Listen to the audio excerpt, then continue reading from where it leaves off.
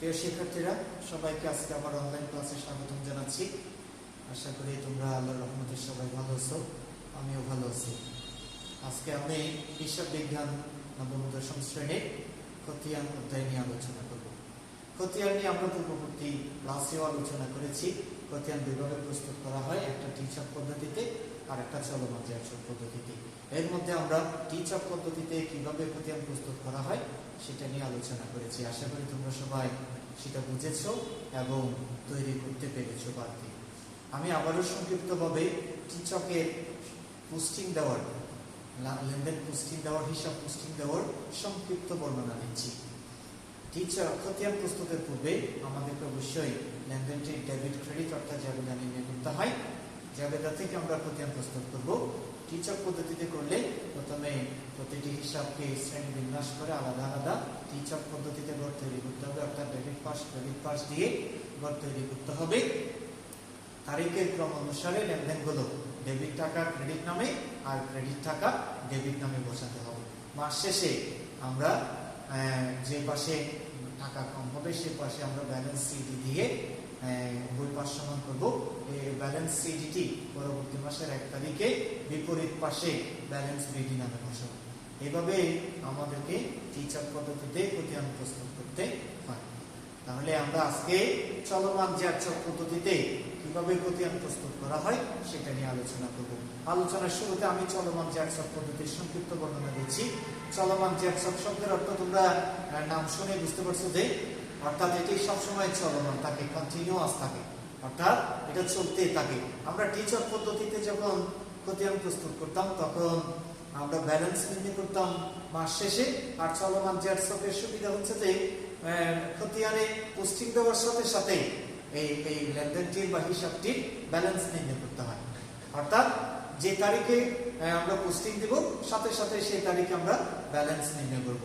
এর পরবর্তী আবার যদি পোস্টিং দেওয়া হয় তাহলে এটার সাথে ওই ব্যালেন্সের সাথে ব্যালেন্সের সমন্বয় করতে হবে, অ্যাডজাস্ট করতে হবে। অ্যাডজাস্ট করে ডেবিট হলে ডেবিটে, ক্রেডিটে হলে ক্রেডিটে সেটা নির্ণয় করতে হবে। আর একটি পার্থক্য হচ্ছে যে টিচকের মধ্যে 8টি ঘর আর চলমান জ্যাকসনের ঘর হচ্ছে 7টি। টিচক পদ্ধতিতে ডেবিট ক্রেডিট উভয় দুটা পাশ থাকে, কিন্তু চলমান জ্যাকসনে কোনো পাশ নাই, একটাই। কিন্তু এখানে দুইটা টাকার কলাম থাকে, একটা ডেবিট টাকা একটা ক্রেডিট টাকা, আর একটা জেয়ারের জন্য কলাম থাকে, একটা ডেবিট জেয়ার আর একটা ক্রেডিট জেয়ার। আর চলমান টিচক পদ্ধতিতে ডেবিট পাশে একটা টাকার ঘর, ক্রেডিট পাশে একটা টাকার ঘর, কোনো জেয়ারের ঘর থাকে না। এটা মাস শেষে আমরা ব্যালেন্স নির্ণয় করে থাকি। এতটুকু হচ্ছে চলমান জ্যাকসন এবং টিচকের মধ্যে পার্থক্য। আর একটা পার্থক্য হচ্ছে যে ব্যালেন্স চলমান জ্যাকসন পদ্ধতিতে কোনো ব্যালেন্স বিডিসিডি দরকার নাই। অর্থাৎ খতিয়ানে পোস্টিং দেওয়া শেষ হলে সবশেষে যে ব্যালেন্সটি থাকবে সেটি হচ্ছে এখানকার ব্যালেন্স, অর্থাৎ চলমান জ্যাকসনের ব্যালেন্স সেটি। অর্থাৎ এখানে কোনো ব্যালেন্স বিডিসিডি তোমাকে নির্ণয় করতে হবে না। এই ঝামেলাটি চলমান জ্যাকসন পদ্ধতিতে নাই। তাহলে আমরা শুরু করতে যাচ্ছি ব্যালেন্স চলমান জ্যাকসন পদ্ধতিতে কিভাবে খতিয়ান প্রস্তুত করা হয়। তোমরা বুঝতে পেরেছো তো চলমান জ্যাকসন এবং টিচকের মধ্যে পার্থক্য কি? ওকে, ধন্যবাদ। আমরা এখন টিচক পদ্ধতি চলমান জ্যাকসন পদ্ধতিতে কিভাবে প্রস্তুত করতে হয় সেটার একটি আমি তোমাদেরকে হোয়াইট বোর্ডে দেখাচ্ছি, তোমরা মনোযোগ দিয়ে দেখবা। আমরা একটি লেনদেন ঘটনা, একটি লেনদেন লিখলাম। তাহলে এখানে শিরোনাম দিলাম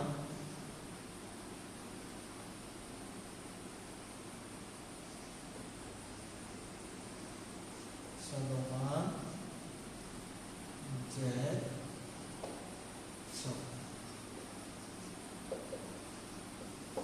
এর সাহায্যে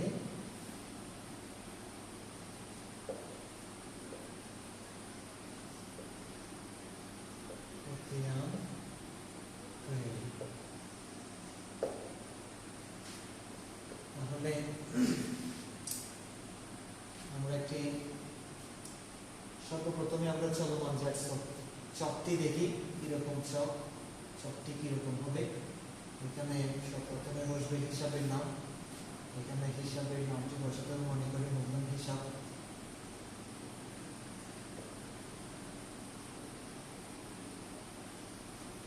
হিসাব, তারপরে মার্জিন করলাম, এটা হচ্ছে যে শিরোনামের কলাম। প্রথমে বসবে তারিখ,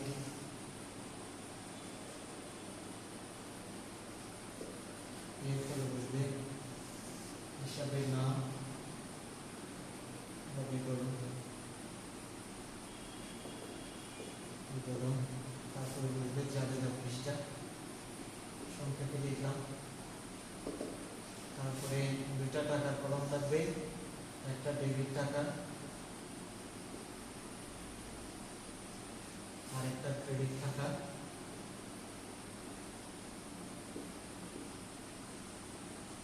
তারপরে আমরা এটাকে আরেকটু বড় করি, তারপরে এটাকে আমরা সমান বিভাগে ভাগ করবো, তারপরে শেষেরটাকে আমরা বিভাগ করবো, তারপরে লিখবো ব্যালেন্স বাজেট।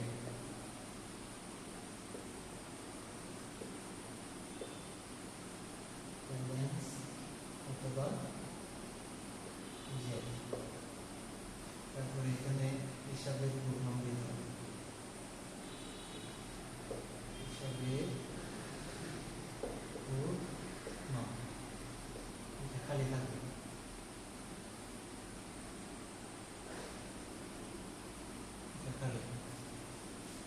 তাহলে এটা হচ্ছে যে চলমান জ্যাকসন। সবাই ভালো করে খেয়াল করো, প্রথমে তারিখ, বিবরণ, জাবেদা পৃষ্ঠা, ডেবিট টাকা, ক্রেডিট টাকা, এরপর ব্যালেন্স বা জেড, এটা হবে ডেবিট ব্যালেন্স, আর এটা হবে ক্রেডিট ব্যালেন্স। তাহলে পার্থক্য অবশ্যই লক্ষ্য করতে পারছো তোমরা টিচকের মধ্যে, টিচকে আর টিচকের সাথে আর চলমান জ্যাকসনের সাথে পার্থক্য কি তোমরা চিত্র দেখলে বুঝতে পারবে, ছক দেখলে বুঝতে পারবে। তাহলে এই ছক অনুসরণ করে আমাদেরকে কি করতে হবে, চলমান জ্যাকসন পদ্ধতিতে খতিয়ান প্রস্তুত করতে হবে। তাহলে আমি এটা একটা জাস্ট তোমাদের জন্য একটা ছক এঁকে দেখাইলাম। শেষে সবার শেষে আমরা এরকম ডাকবেন দিই, যখন আর কোনো হিসাব থাকবে না পোস্টিং দেওয়ার জন্য, তখন আমরা এইভাবে দাগ টেনে শেষ করে দিই। কোনো ক্লোজিং লাইন এখানে ব্যবহার করা হয় না, এতটুকু দাগ টেনে একটা সমাপ্তি রেখে আমরা যেটা ডবল চিহ্ন দিতাম, ডবল লাইন, সেটা এখানে দরকার নাই। তাহলে এইভাবেই আমরা কি করবো, চলমান জ্যাকসন পদ্ধতিতে খতিয়ান প্রস্তুত করবো। তাহলে আমরা দেখি কিভাবে প্রস্তুত করব।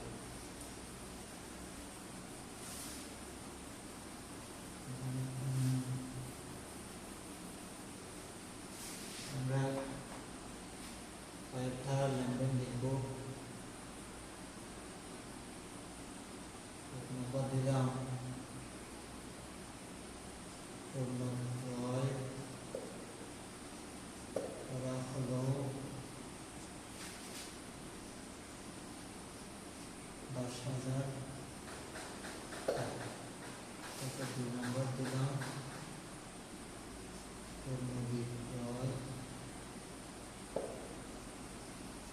করা হলো 15,000 টাকা। জাস্ট দুইটা লেনদেন দিলাম, এই দুইটা দিয়ে আমরা প্রথমে চলমান জ্যাকসন পদ্ধতিতে খতিয়ান প্রস্তুত করবো। আমি তোমাদের সর্বপ্রথম বলেছি যে খতিয়ান প্রস্তুত করার পূর্বে উক্ত লেনদেন দুটি ডেবিট ক্রেডিট লিমিট অর্থাৎ জাবেদা প্রস্তুত করতে হবে। অনেক সময় জাবেদা প্রস্তুত না করেও করা যায়, যারা যারা মানে হিসাব বিজ্ঞান একটু এক্সপার্ট, যে সমস্ত ছাত্রছাত্রীরা একটু মানে মনে রাখার, স্মরণ রাখার মতো একটা ক্যাপাসিটি রয়েছে, ধারণ ক্ষমতা রয়েছে, মেমোরাইজ করার মানে যাদের স্মৃতিশক্তি একটু বেশি, তারা অনেক সময় খতিয়ান প্রস্তুত করে উইথাউট মেকিং জার্নাল, কেমন অর্থাৎ জাবেদা প্রস্তুত না করে খতিয়ান প্রস্তুত করা যায়, যারা পারে। আর যদি আমরা সর্বসহজ পদ্ধতি হচ্ছে যে নির্ভুলভাবে জাবেদা প্রস্তুত করার, খতিয়ান প্রস্তুত করার পদ্ধতি হচ্ছে যে এটাকে অবশ্যই কি করতে হবে, জাবেদা প্রস্তুত করতে হবে। তাহলে আমরা ঘর না একে জাবেদা করতেছি। দেখো তোমরা যারা খাতায় করবা, তোমরা অবশ্যই জাবেদার ঘর তৈরি করে করবা। জাবেদার ঘর হচ্ছে যে তারিখ, হিসাবের নাম, বিবরণ, এরপরে খতিয়ান পৃষ্ঠা, তারপর কি ডেবিট টাকা, ক্রেডিট টাকা টোটাল 5টি। তাহলে কি কি তারিখ বা ক্রমিক নাম্বার, তারপর হিসাবের নাম, তারপর কি যে প্রতি পৃষ্ঠা, তারপর ডেবিট টাকা ক্রেডিট টাকা। তাহলে আমরা রাখতেছি না, তাহলে 1 নম্বর দিয়ে ক্রমিক নাম্বার দিয়ে পণ্য ক্রয় করা হলো 10,000 টাকা। এটাকে যদি আমরা জাবেদা করি তাহলে ক্রয় হিসাব ডেবিট,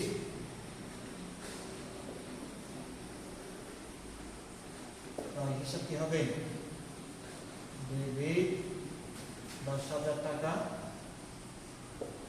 তারপরে কি হবে, যেহেতু নগদে ক্রয় করছি তাহলে নগদ টাকা হ্রাস পাইছে, সম্পদ হ্রাস করে ক্রেডিট হয়, সেই জন্য নগদান হিসাব, নগদান হিসাব ক্রেডিট হবে, ক্রেডিট 10,000 টাকা। তাহলে এটা গেল। তারপর 2 নম্বরে দেখো, 2 নম্বর পণ্য বিক্রয় করা হলো 15,000 টাকা। তাহলে বিক্রয় করলে প্রতিষ্ঠানে কি হয়, আয় হয়।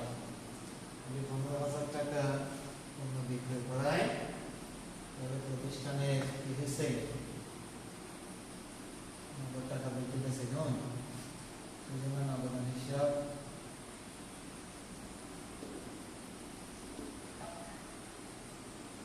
নগদান হিসাব ডেবিট 15,000 টাকা।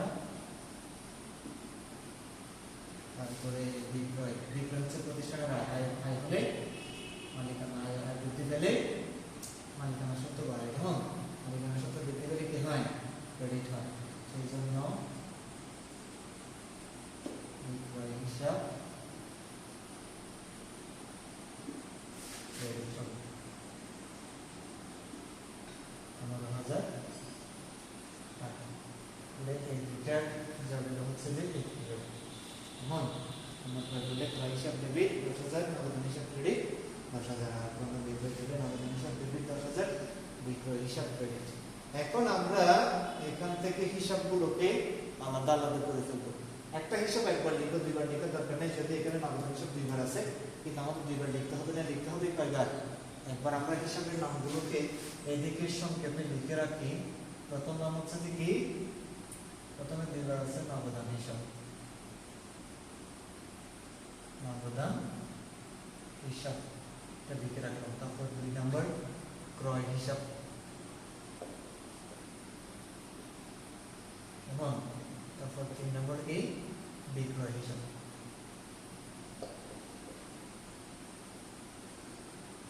এগুলোর জন্য আলাদা আলাদা করে কি রাখতে হবে, প্রত্যেকটার জন্য চলমান যে ছক অনুসরণ করে ছক আঁকতে হবে। তাহলে আমরা ছক আঁকবো। প্রথমে ছক আঁকার নিয়ম হচ্ছে যে কি, মাঝখানে ব্যবসায়ীর নাম দিতে হবে, প্রতিষ্ঠানের নাম, যে ব্যবসায়ী আর কি তার নাম দিতে হবে। আমরা একটা ব্যবসায়ীর নাম ধরলাম, মনে করি করিম,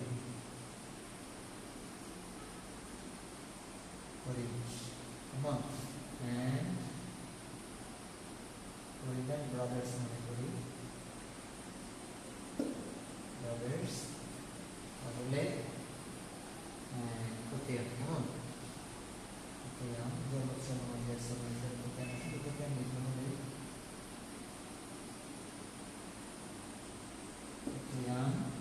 তাহলে প্রথমে হিসাব, নগদান হিসাব, নগদান হিসাব। তাহলে আমরা ছকটি আঁকি নগদান হিসাবের জন্য। ছকটা সবার মনে আছে আশা করি। ছকটি আঁকবো, এটা হচ্ছে যে শিরোনাম লিখলাম, এখানে একটা হিসাবের নাম্বার আছে,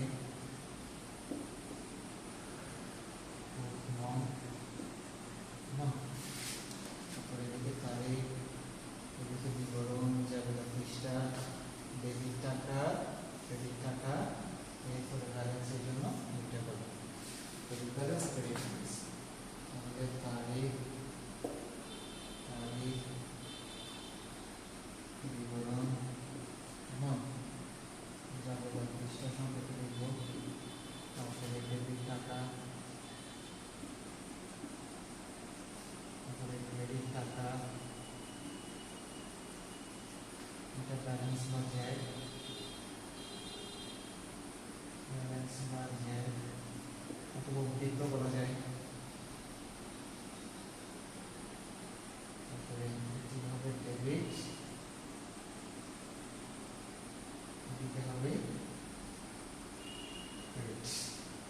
খেয়াল করো, তাহলে তারিখ লেখার নিয়ম হচ্ছে প্রথমে সাল, এরপরে মাস, এরপরে কেমন তারিখ 1 2 3 এরকম আর কি। তাহলে আমরা যেহেতু এখানে তারিখ দিই নাই, তাহলে 1 2 দিছি, আমরা যদি একটা কাল্পনিক তারিখ ধরতে পারি, মনে করি 2020 যেমন জানুয়ারি মনে করলাম, এটাকে জানুয়ারি মনে করলাম আর কি, কেমন। তাহলে খেয়াল করে দেখো 1 তারিখের মধ্যে আমরা কি করতেছি, নগদান হিসাব করতেছি। আমরা এখানে যে যে তারিখগুলো আছে এই তারিখগুলোর মধ্যে নগদান হিসাব কোথায় কোথায় আসে প্রথমে সেটা বের করবো। যেমন 1 তারিখের মধ্যে দেখা যায় নগদান হিসাব ক্রেডিট পাশে 10,000 টাকা আসে, কেমন। তাহলে নগদান হিসাব কোন পাশে, ক্রেডিট পাশে 10,000 টাকা। আমাদের নিয়ম কি, ক্রেডিট টাকা কি নামে, ডেবিট নামে ক্রেডিট পাশে বসবে, কেমন। ক্রেডিট টাকা ডেবিট নাম অর্থাৎ বিপরীত নাম দিয়ে ক্রেডিট পাশে ক্রেডিট টাকার ঘরে বসবে, কেমন। তাহলে নগদান হিসাব ক্রেডিট 10,000 টাকা, তাহলে এর বিপরীত নাম কি, ক্রয় হিসাব। তাহলে আমরা এখানে লিখতেছি কি, ক্রয় হিসাব, কেমন। টাকা কোথায় লিখবো, ক্রেডিট করে 10,000 টাকা। তাহলে এরকম টাকা লেখার সাথে সাথে এটার সিস্টেম হচ্ছে দেখি, জার্নি লেখার সিস্টেম হচ্ছে দেখি, আমরা যখন পোস্টিং দিব সাথে সাথে ক্রেডিট টাকা এটা কোথায় চলে যাবে, ক্রেডিট জারে চলে যাবে। অর্থাৎ যেহেতু ডেবিটে কোনো টাকা নাই, তাহলে ডেবিট ক্রেডিট সম্বন্ধে কলেজ রুমের সাথে এটা যোগ বিয়োগ করলে কত হয়, 10,000 টাকা। ক্রেডিট জারে এখন 10,000 টাকা আছে। তাহলে বোঝা গেছে তো চলমান চর্চাকে নিয়ম কি, পোস্টিং দেওয়ার সাথে সাথে জেড নির্ণয় করে ফেলতে হবে। তাহলে যেহেতু ক্রেডিটে বসছে, ক্রেডিটে 10,000, তাহলে জেরো ক্রেডিটে কত হবে, 10,000 টাকা। এরপরে দেখি, এরপরে 2 নম্বরে দেখি নগদান হিসাব ডেবিট পাশে 15,000 টাকা আছে। তাহলে নিয়ম হচ্ছে কি, ডেবিট টাকা ক্রেডিট নামে ডেবিট করে, যেমন ডেবিট টাকা কি নামে, ক্রেডিট নামে ডেবিট করে। তাহলে ক্রেডিট নাম হচ্ছে কি, বিপরীত নাম হচ্ছে বিক্রয় হিসাব। তাহলে ডট দিয়ে তারিখ দিলাম, বিক্রয় হিসাব, কেমন। তাহলে টাকা কোথায় বসবে, ডেবিট করে 15,000 সোজা 15,000 টাকা। তাহলে আগে ব্যালেন্স ছিল ক্রেডিট পাশে 10,000, এখন খেয়াল করে দেখো ডেবিট পাশে 15,000 টাকা আছে। তাহলে এই ডেবিট ক্রেডিট ব্যালেন্সের সাথে ডেবিট টাকার যদি সমন্বয় করি, তাহলে 15,000 থেকে 10,000 গেলে আরো 5,000 টাকা থাকে, ঠিক না। তাহলে এই ব্যালেন্স কোথায় বসবে বলো তো, যেহেতু ডেবিটে টাকা বেশি অবশ্যই ডেবিট ব্যালেন্স হবে, সেই জন্য ডেবিটে বসবে 5,000 টাকা। বোঝা গেছে তো এবার নিয়ম। তাহলে আমরা প্রথমে যখন নগদান হিসাব ক্রেডিটে ছিল 10,000, তাহলে বিপরীত নাম ক্রয় হিসাব দিয়ে ক্রেডিটে টাকা বসাইছি, জেরো কিনছে ক্রেডিট জেড 10,000। এরপরে তাতে যখন আসছি ডেবিটে 15,000 টাকা আসছে, ক্রেডিট নাম বিক্রয় হিসাব দিয়ে আমরা ডেবিটে 15,000 টাকা বসাইছি। তাহলে ক্রেডিটের সাথে এই ডেবিটের সমন্বয় করলে, তাহলে 15,000 টাকা থেকে 10,000 টাকা যদি চলে যায়, তাহলে আরো ডেবিটে জেড কত থাকে, 5,000 টাকা থাকবে। তাহলে এইভাবে হচ্ছে কি নির্ণয় করতে হবে, প্রতিদিন লেনদেন এটা পোস্টিং দেওয়ার সাথে সাথে কি করে ফেলতে হবে, জেড নির্ণয় করে ফেলতে হবে। এরপরে যদি আরো আসে, মনে করে 3 তারিখে ব্যাংক হিসাব দিয়ে ক্রেডিটে আরো টাকা আসে, আমি একটা কাল্পনিক ব্যবহার করতেছি এখানে উদাহরণ নাই, তারপরে তোমাদের সুবিধার জন্য 3 তারিখ দিয়ে মনে করো ব্যাংক হিসাব দিয়ে ক্রেডিটে 20,000 টাকা আসলো, কেমন 20,000 টাকা। তাহলে খেয়াল করো সর্বশেষ ব্যালেন্স ছিল ডেবিটে 5,000, এখন ক্রেডিটে আসছে 20,000। তাহলে ডেবিট ক্রেডিটের মধ্যে যদি আমরা সমন্বয় করি, তাহলে 20,000 থেকে 5,000 চলে গেলে ক্রেডিটে আরো কত থাকে, 15,000 টাকা ক্রেডিট ব্যালেন্স বসবে, তখন ব্যালেন্স ক্রেডিটে চলে যাবে। তাহলে এইভাবে প্রত্যেকটা হিসাবকে পোস্টিং দেওয়ার সাথে সাথে ব্যালেন্স নির্ণয় করা হয় বিদায় এটার নাম হচ্ছে কি, চলমান জেরসব। অর্থাৎ এটা চলতেই থাকে, প্রতিদিন চলে। পোস্টিং দেওয়ার সাথে সাথে লেনদেন সংগঠিত হওয়ার সাথে সাথে যখন আমরা পোস্টিং দেবো খতিয়ানে, সাথে সাথেই ব্যালেন্স নির্ণয় করে ফেলতে হবে। এমন এটা কন্টিনিউয়াস প্রসেস, প্রত্যেকদিন চলবে, চলমান প্রক্রিয়া। তাহলে চলমান প্রক্রিয়ায় এটাকে নির্ণয় করা হয় বিদায় এটার নাম কি, চলমান জেরসব প্রক্রিয়া, জেরসব বলা হয়। তাহলে আমরা এটা বুঝে দিতে পারি, এটা আমাদের বোঝার জন্য আমি ব্যবহার করলাম। তাহলে এতটুকু এই দুইটার খতিয়ান হচ্ছে যে নগদান হিসাব আনলে, সেই জন্য এখন আমরা বন্ধ করে দেবো। খতিয়ান কি করে দিব, এতটুকু লম্বা করে প্রশ্ন নেই, এখন মুছে দিলাম। তারপরে আমরা এটা করে দেব, ক্লোজ করে দেব। এখানে কোনো ডাবল চিহ্ন বা যোগ বিয়োগ, ব্যালেন্স বিডি সিডি কিচ্ছু দরকার নেই। এতটুকু কাজ শুধু এই এতটুকু ব্যালেন্স নির্ণয় হয়ে গেছে। তাহলে এখানে 5000 টাকা হচ্ছে যে কি ডেবিট ব্যালেন্স 5000 টাকা, এটাই হচ্ছে নগদান হিসাবের ব্যালেন্স ডেবিট। কেমন 5000 টাকা, 5000 টাকা ডেবিট ব্যালেন্স আর কি, অর্থাৎ এটাই এতটুকুই শেষ। তাহলে এইভাবেই আমরা কি করব, চলমান জ্যাকসব এই পদ্ধতিতে খতিয়ানের প্রশ্ন দেব। আশা করি তোমরা সবাই বুঝতে পেরেছো। তারপরে আমি এরপরে 2 নম্বর ক্রয় হিসাব প্রস্তুত করে দেখাচ্ছি। দেখো খেয়াল করো, ক্রয় হিসাব। তাহলে আমরা এগুলো মুছে দিচ্ছি।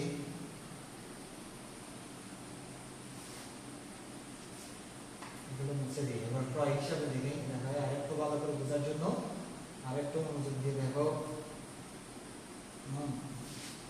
ক্লিয়ার করে যাতে তোমরা বুঝতে পারো, সেই জন্য আমি তোমাদেরকে আরেকটা করে দেখাচ্ছি। তাহলে ক্রয় হিসাব আমরা শিরোনাম দিলাম ক্রয় হিসাব। তাহলে এবার আমরা ক্রয় হিসাবে দেখি কোথায় আছে। 1 তারিখের মধ্যে ক্রয় হিসাব ডেবিটে 10000 টাকা আছে। তাহলে আমরা যে আমরা 1 তারিখ দিয়ে লিখলাম, তাহলে ক্রয় হিসাব ডেবিটে 10000 টাকা। তাহলে ডেবিট টাকা কি নামে বসে, ক্রেডিট নামে ডেবিট করে বসবে। কেমন, ক্রেডিট নাম কি, নগদান হিসাব। তাহলে এখানে লিখব নগদান হিসাব। টাকা কোথায় বসবে, ডেবিটে 10000 টাকা বসবে।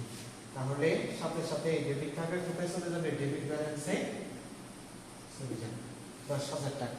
এরপরে 2 তারিখে দেখি নগদান হিসাব বিক্রয় আর নাই, তাহলে ক্রয় হিসাব আর নাই। তাহলে শুধু ক্রয় এতটুকু শুধু কাজ, আর কোনো কাজ নেই। আর যে আর কোনো ব্যালেন্স বিডিসিডি নির্ণয় করতে হবে না। এই 10000 টাকা হচ্ছে দেখি ক্রয় হিসাবে যে। এরপরে মনে করো আর কি, মনে করো আরেকটি লেনদেন 3 তারিখ 4 তারিখের লেনদেন মনে করো ক্রেডিট পাশে আসছে। সম্ভবত ক্রয় হিসাবে ডেবিট ব্যালেন্স আছে।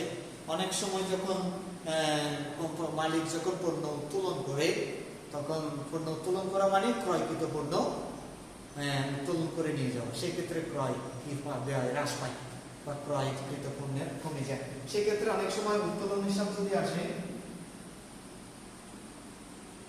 পণ্য উত্তোলন আর কি, উত্তোলন হিসাব সেক্ষেত্রে যদি আমরা ক্রেডিটে 5000 টাকা আসে মনে করো, এখন কি হবে, এখন ব্যালেন্স কিভাবে নির্ণয় করবো। তাহলে আগে ডেবিট ব্যালেন্স ছিল 10000, এখন ক্রেডিটে টাকা আসছে কত, 5000। তাহলে ডেবিট ব্যালেন্সের সাথে যদি ক্রেডিট টাকার সমন্বয় করি, তাহলে 10000 থেকে কি 5000 বিয়োগ যাবে।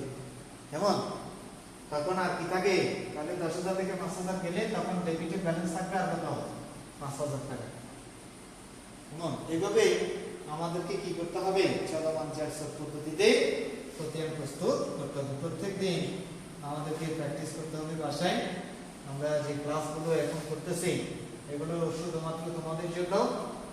তোমরা ক্লাসগুলো অনলাইন ক্লাস থেকে দেখবে এবং স্যারদের নির্দেশনা অনুসরণ করে বাসায় সেগুলো প্র্যাকটিস করবে। যদি প্র্যাকটিস না করো তাহলে এই ক্লাসগুলো তোমাদের জন্য ফলপ্রসূ হবে না বলে আশা করি। তাহলে তোমরা সবাই এই ক্লাসগুলো দেখে দেখে প্র্যাকটিস করবে বাসায়। কেমন, তাহলে আমি 2টা করে দিলাম। এরপরে বিক্রয় হিসাব তোমরা অবশ্যই পাবে। তাহলে বিক্রয় হিসাব ক্রেডিট পাশে 15000 টাকা আছে, যেমন 2 তারিখে। তাহলে বিক্রয় হিসাব ক্রেডিট পাশে এসে জন্য এটা ডেবিট নাম নগদান হিসাব দিয়ে ক্রেডিট করে 15000 টাকা হবে, ব্যালেন্সে ক্রেডিট করে 15000 টাকা হবে। এতটুকুই। যেমন এইভাবে তোমাদেরকে কি করতে হবে, চলমান জ্যাকসবের সাহায্যে খতিয়ান তৈরি করতে হবে, প্রস্তুত করতে হবে। আশা করি তোমরা সবাই আমার ক্লাসটি খুব ভালোভাবে উপভোগ করেছো এবং বিষয়টি বুঝতে পেরেছো। আজকে এই পর্যন্ত। তোমরা সবাই ভালো থাকবে, সুস্থ থাকবে, স্বাস্থ্যবিধি মেনে চলবে। যখন ঘর থেকে বের হবে অবশ্যই মাস্ক পরিধান করবে, মাস্ক ইউজ করবে। কেমন, ঘরে আবার যখন বাহির থেকে ঘরে আসবে অবশ্যই সাবান পানি দিয়ে হাত দিয়ে নেবে, ভালো করে সাবান পানি দিয়ে অন্তত 20 সেকেন্ড ধরে স্যানিটাইজ করে নেবে বা হাত দিয়ে নেবে। কেমন, সুস্থ থাকো, ভালো থাকো, পড়াশোনা নিয়ে থাকো, এই কামনা করে আজকের মতো এখানে বিদায় নিচ্ছি। ধন্যবাদ সবাইকে।